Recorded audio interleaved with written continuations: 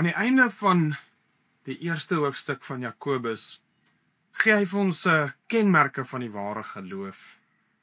En in die begin van hoofstuk 2, waar hy die preek Sondag kom, praat hy van nog 'n kenmerk van die geloof. En dit is, die ware geloof wil nie partydig wees nie. Die ware geloof wil nie voortrek op grond van uiterlike oorweginge nie.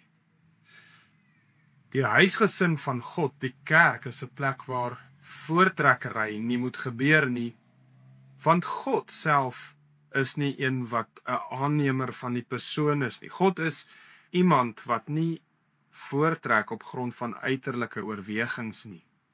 Die apostel Petrus in Handelinge 10, as die Here vir Kornelius red, wat nie 'n Jood was nie, dan sê hy, ek sien waarlik dat God geen aannemer van die persoon is nie, maar dat in elke nasie die een wat hom vrees en die geregtigheid doen, hom welgevallig is. Gaan lees gerus vandag Jakobus 2 vers 1 tot 13. Dis waar hy die preek Sondagoggend kom.